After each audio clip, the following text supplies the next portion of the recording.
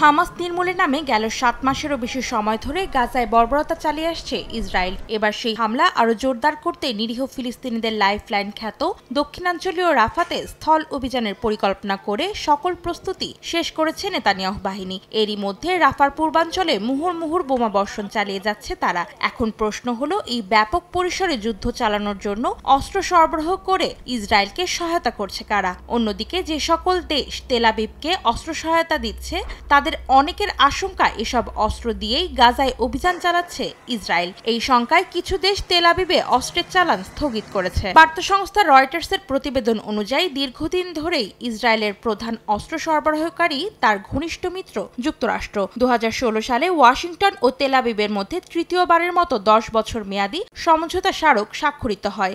এ অনুযায়ী ২০১৮ থেকে ২০২৮ সাল পর্যন্ত ৩,৮০০ কোটি মার্কিন ডলার মূল্যের সামরিক সহযোগিতা চুক্তি হয়। এছাড়াও সামরিক সরঞ্জাম কেনার জন্য ৩,৩০০ কোটি ডলার এবং ক্ষেপণাস্ত্র প্রতিরক্ষা ব্যবস্থার জন্য ৫০০ কোটি ডলার অনুদানের জন্য দুই দেশের মধ্যে চুক্তি স্বাক্ষরিত হয়। স্টকহোম ইন্টারন্যাশনাল পিস রিসার্চ ইনস্টিটিউটের তথ্য মতে এরই মধ্যে যুক্তরাষ্ট্রের কাছ থেকে ২০১৯ থেকে ২০২৩ সাল পর্যন্ত ৬৯% সামরিক সহযোগিতা গ্রহণ করেছে ইসরায়েল।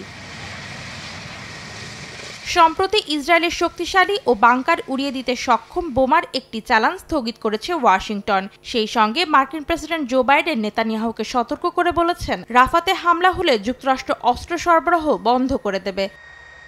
এদিকে যুক্তরাষ্ট্রের মতো ইসরায়েলকে সরাসরি অস্ত্র না দিয়ে বরং কোম্পানিগুলোকে অস্ত্রের বিভিন্ন উপকরণ বিক্রির লাইসেন্স দিয়ে থাকে যুক্তরাজ্য। গেল বছর ইসরায়েলে প্রায় $৫.৫ লাখ মূল্যের প্রতিরক্ষা সরঞ্জাম রপ্তানির লাইসেন্স অনুমোদন দেয় ব্রিটেন। এসবের মধ্যে রয়েছে যুদ্ধাস্ত্র, চালকবিহীন বিমান, ছোট অস্ত্র, গোলাবারুদ, বিমান, হেলিকপ্টার এবং অ্যাসল্ট রাইফেল তৈরির উপকরণ। এদিকে ২০২২ সালের তুলনায় ২০২৩ সালে ১০ গুণ বাড়িয়ে ইসরায়েলে ৩৫ কোটির বেশি ডলার মূল্যের প্রতিরক্ষা সরঞ্জাম রপ্তানির অনুমোদন দিয়েছে জার্মানি। ২০১৯ থেকে ২০২৩ সালের মধ্যে জার্মানি তেল আবিবের সামরিক সহায়তার ৩০% সরবরাহ করেছে। অন্যদিকে ইতালি থেকে এসেছে সামরিক সহায়তার ০.৯% সরবরাহ। তবে গাজায় যুদ্ধ শুরুর পর থেকে ইসরায়েলের সঙ্গে নতুন কোনো অস্ত্র রপ্তানি চুক্তি করেনি দেশটি।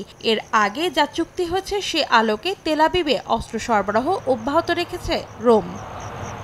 অন্তরা সেন, সময় সংবাদ।